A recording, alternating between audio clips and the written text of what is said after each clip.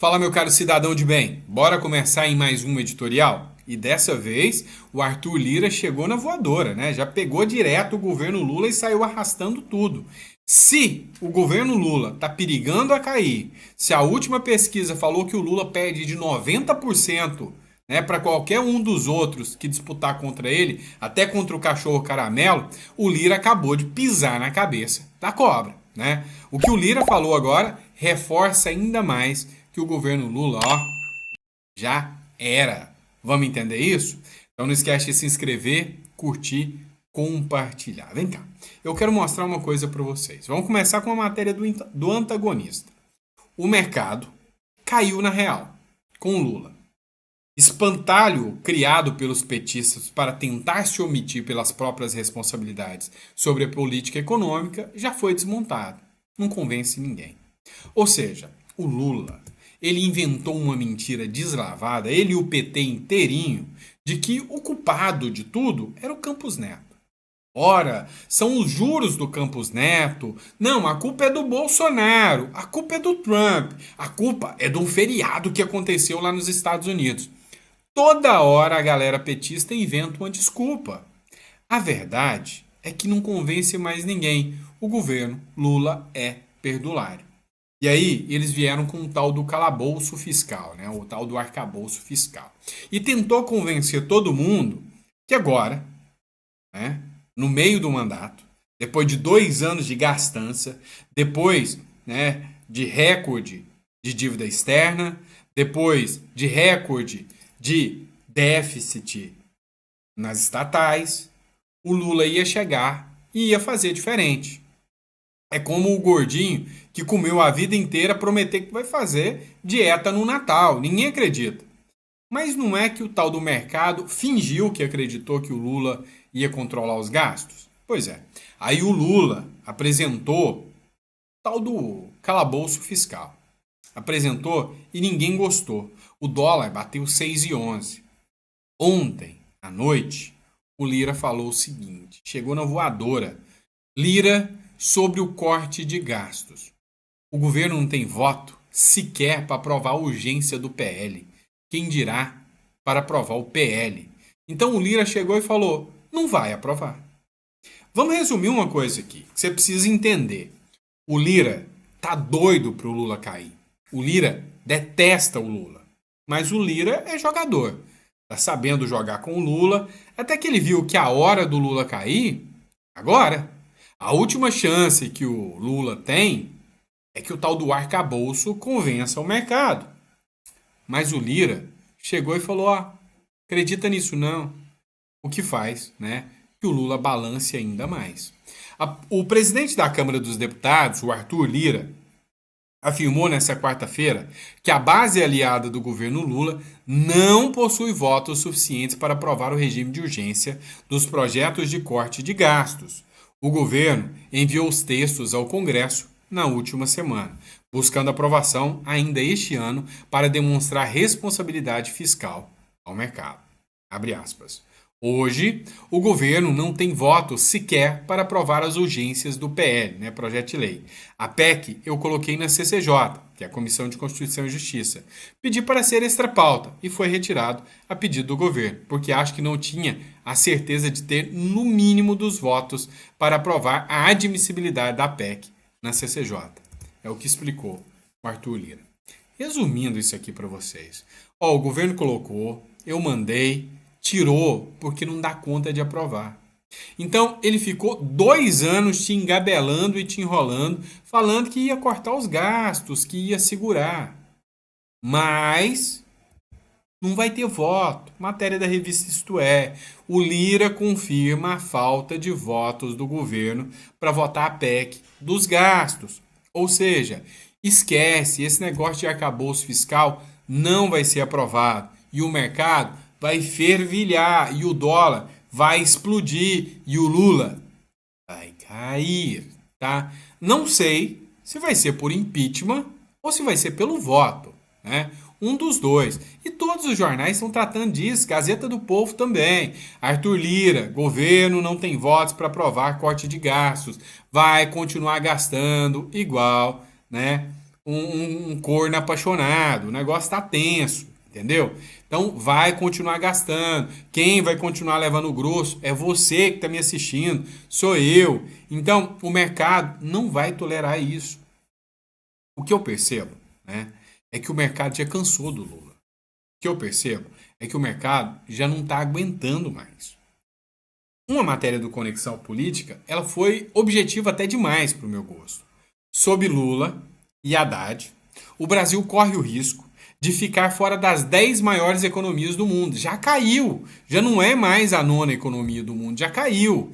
O Brasil corre o risco de sair, sob o comando de Lula e Haddad, do ranking das 10 maiores economias globais em 2024. Segundo estimativas do economista-chefe da Austin Rating, Alex Agostini, a desvalorização do real em relação ao dólar é o principal fator por trás dessa queda. No primeiro trimestre de 2024, o Brasil ocupava a 8ª posição, superando a Itália e o Canadá. No entanto, estimativas mais recentes colocam o país em 10º lugar, com a Rússia muito próximo de ultrapassá-la. Dados, a Rússia está em guerra, só para saber, tá? A Rússia está em guerra. Mesmo a Rússia estando em guerra, vai ultrapassar a economia do Brasil. Dados do FMI, Fundo Monetário Internacional, indicam que o PIB brasileiro deve alcançar 2,188 trilhões contra 2,188 trilhões da Rússia. Ou seja, o governo Lula é muito pior do que guerra, é muito pior do que pandemia, é muito pior do que qualquer coisa. E aí, se tinha alguém que ainda não estava com saudade do Guedes, deve estar agora. Porque não é possível que seja tão tosco assim, de, sabe, tão masoquista, tão da síndrome de Estocolmo, de achar que, sabe, o Brasil pode dar certo, né? Se apaixonar por isso aí, né? O governo do amor é o governo, né, da tragédia, isso sim. O Carlos Bolsonaro, ele fez uma comparação, você pode até não gostar, mas a comparação é real. Com pandemia, com Guedes, com Bolsonaro. Gasolina, 5,12. Gás, R$ 80. O DPVAT, zero reais, né? O dólar, 4,86. E aí, era pedido de impeachment toda hora. Olha que terror, o Bolsonaro é um monstro. Tava de pandemia e guerra da Ucrânia. Pandemia e guerra da Ucrânia. E o Bolsonaro era uma porcaria. Mas sem pandemia e com muito amor, como é que ficou? De 5,12, a gasolina pulou para 6,20. É amor, é o preço do amor, né? O gás de 80 pulou para 120. Ora, só 50% a mais. É o preço do amor, gente. Não tem problema não. O DPVAT, era zero. Subiu quanto? 292%, ou seja, agora você vai ter que pagar R$ 292 no mínimo. E o dólar? Não, peraí. O dólar, que segundo as contas do Haddad, dava para dar uns 2 impeachments quando era 4,86, agora com o Lula dá para dar pelo menos uns 4 impeachment, porque já está batendo 6,15. E aí? Como é que fica a situação? Ou seja, ninguém, mas absolutamente ninguém mais, acredita no governo Lula e no governo PT. Isto é fato consumado. Tá certo? Vamos lá. Tem outra matéria que eu quero trazer para vocês. Não bastasse destruir a economia, quer destruir a liberdade, quer destruir a imunidade parlamentar, quer ir atrás da oposição. Só da oposição. Porque se isso aqui realmente configurar, será que a esquerda também vai ser pega nessa botija aqui? Olha só, matéria da Revista Oeste. Ministro de Lula, o Ricardo Lewandowski, ex-ministro do STF, né? Coincidência. Ricardo Lewandowski defende um inquérito contra o Marcel Van Hatten e isso está se tornando uma guerra. O ministro da Justiça, o Ricardo Lewandowski, alegou que a imunidade parlamentar não se aplica para crimes contra a honra, né? De onde que ele tirou isso? É a cabeça dele, né? Ele não é mais ministro do STF para criar leis da cabeça. Agora ele é ministro da Justiça. Mas da cabeça dele, ele tirou que a imunidade parlamentar não vale mais. Sendo que a lei é clara, inequívoca e evidente, né? Ok. A declaração foi dada na terça-feira em audiência da Comissão de Segurança Pública e Combate ao Crime Organizado da Câmara dos Deputados. O Lewandowski citou o entendimento da ação penal 1044 do Supremo Tribunal Federal contra o ex-deputado Daniel Silveira. No caso, ele foi condenado a 8 anos e 9 meses de reclusão por crimes de ameaça ao Estado Democrático de Direito e coação no curso do processo. Tá, eu já até tinha dito sobre essa matéria com vocês. O que mudou agora? Mudou porque a crítica está pesada. E só tem alguém agora que pode salvar, no mínimo, o último vestígio de moral, né, do parlamento. É a imprensa. É a imprensa. Por incrível que pareça, estamos fodidos porque a gente precisa da imprensa. A Bárbara do Te Atualizei, né, fez sua crítica. O Lewandowski anunciou hoje o fim da imunidade parlamentar para quaisquer palavras. Mudou a Constituição e nem precisou do Legislativo para isso. Só mudou da sua cabeça, né? Resolveu mudar o entendimento. O Metrópolis fez uma crítica, né? Uma crítica, assim, ainda silenciosa. Os jornais deviam estar escandalizados com isso. O problema é que não são os petistas, mas vai chegar neles. O Estado Novo de Direito cancelou a imunidade de Van Hatten. Parabéns ao Mário Sabino. Goste mais do conteúdo que o Mário Sabino faz, né? O deputado federal Marcel Van Hatten, do Novo, é uma pedra no sapato dos salvadores da democracia. Ora bolas.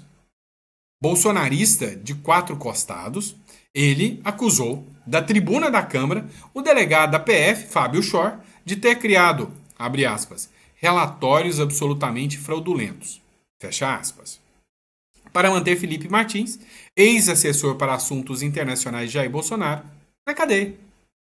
O gajo é suspeito de golpismo, etc. Tal. Ok. E a PF o acusava de ter tentado fugir para Miami no final de 2022, o Felipe Martins, a despeito dele ter provado que não fez.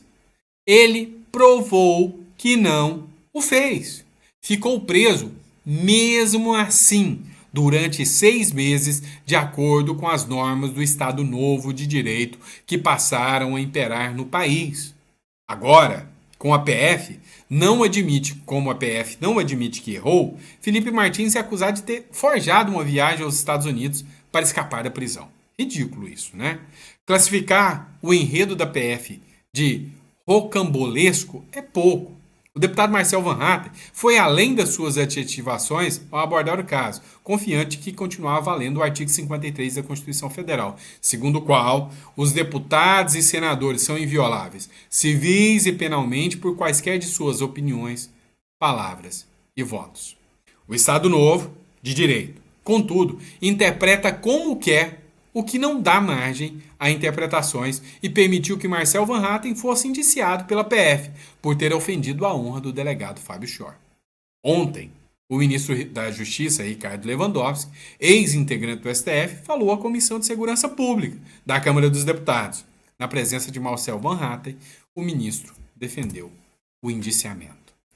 Se a mídia não tomar vergonha na cara, não entender o escândalo que está acontecendo agora, meu amigo, esqueça qualquer Estado democrático de direito.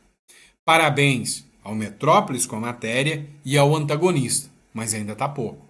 Os 3 absurdos de Lewandowski ao tentar justificar o indiciamento de Van Hatten. O ministro tentou apagar o fogo bolsonarista com gasolina lulista, ou seja, com censura, com perseguição, com ilegalidade. Meu Deus, será que os jornalistas não vão atuar da maneira correta? O artigo 53 da Constituição, ele ainda está lá, ele existe e ele não tem margem para essa interpretação absurda que foi apresentada pelo ministro Lewandowski. É simples assim. A única coisa que a gente tem que entender é que o artigo 53 da imunidade ainda está lá. Como resposta, depois que o Marcel Van Hatten confrontou os dois com argumentos muito bons, o Marcel Van Hatten falou: Me prende aqui então. Eu estou repetindo o que eu falei. Me prende em flagrante. Pois é, estava de frente, né, o chefe da Polícia Federal, que não fez nada. Então, se o Marcel Van Hatten cometeu o crime, o chefe da Polícia Federal também, porque prevaricou, deveria ter prendido o Marcel Van Hatten. O fato é que, diante da imunidade parlamentar, não tem crime. O presidente da Polícia Federal, ou melhor, o diretor da Polícia Federal, rebateu. Andrei rebate deputado que desafiou a PF a prendê-lo. Imunidade não é absoluta. Da onde? Só se for da cabeça deles. Porque da interpretação do bom e velho direito, não tem o que falar. Imunidade total por suas opiniões, palavras e votos, civil e penalmente. Não tem o que falar. Durante o café da manhã com jornalistas, no Instituto Nacional de Criminalística da Polícia Federal em Brasília, nessa quarta-feira, o diretor-geral da Polícia Federal, o delegado Andrei Rodrigues, comentou os indiciamentos de parlamentares por conta dos discursos feitos nas tribunas do Congresso. Ele ressaltou que não há direito absoluto, não há imunidade para cometer crimes. E arrematou: não adianta ficar lacrando na internet. Se tem crime, precisa ser denunciado. Imagina uma pessoa ir para a tribuna da Câmara e vender cocaína, vender crianças, né? Atacar a honra das pessoas. É crime, não é liberdade de expressão. Vamos fazer o que tivemos que fazer, observou. O argumento é esdrúxulo, né? Por suas opiniões, palavras e votos. Tem deputado petista e esquerdista que defende a liberação das drogas. Deveria ser preso por apologia ao crime? Lógico que não. É a defesa dele. Se alguém foi idiota o suficiente para votar em quem defende isso, é porque esse cara tem o direito de falar essas coisas idiotas. É simples assim. Então, falar que vender crianças é a mesma coisa de falar algo chega a ser ridículo. Chega a ser absurdo um argumento desse. Então, na minha condição de advogado e de jurista, eu falo, eu nunca vi uma aberração jurídica tão grande quanto a que o governo PT está fazendo, né? Então, o Lula bem que disse, né, que não gosta de pessoas técnicas. Pois é, estou vendo que as decisões todas no âmbito jurídico, policial, são decisões políticas. Porque jurídicas, isso não pode ser classificado. É a coisa mais absurda que eu já vi na minha vida. Mas vamos lá. A Gazeta do Povo, né, encerrou aqui a matéria. Deputados contestam Lewandowski e lançam Frente pela Liberdade de Expressão. No mínimo, né? É isso. Liberdade de expressão ou imunidade parlamentar. As declarações do ministro da Justiça, Ricardo Lewandowski, nesta terça-feira, para relativizar a imunidade parlamentar, provocaram forte e imediata reação dos deputados. Em audiência na Comissão de Segurança Pública do Senado, Lewandowski afirmou que a imunidade parlamentar não alcança crimes contra a honra, como injúria, calúnia e difamação. Senhor ministro da Justiça Lewandowski, a imunidade parlamentar alcança homofobia? Porque teve um deputado do PT que chamou o Nicolas de viadinho. Mas ele não foi indiciado. Ora bolas. Teve um deputado do PSOL que chamou o Lira de bandido na tribuna. Mas ele não foi indiciado. Está até respondendo no Conselho de Ética, que é o órgão responsável para punir deputados. Mas, ou vocês não sabem ou não querem saber disso. O que vocês estão fazendo é mudando as regras do jogo. The rule of law. E isso na democracia não cabe. Isto na democracia não se adequa. É simples assim. Então, o que vocês estão fazendo, né, não é revogar a imunidade, não é nada disso. Porque os petistas permanecem com imunidade. O que vocês estão fazendo chama-se perseguição. É isso que se chama. Bem típico da galera da foice e do martelo, né? Infelizmente, isto é uma pena. E eu, como advogado, como jurista, repudio, né, todo esse seu posicionamento e essa sua interpretação. Não é certo, não é democrático, não faz parte do devido processo legal, não faz parte da legislação brasileira. E se não faz parte da legislação brasileira, é ilegal. Tá bom? Abraço, pessoal. Fica com Deus e eu vejo vocês no próximo editorial. Até daqui a pouco.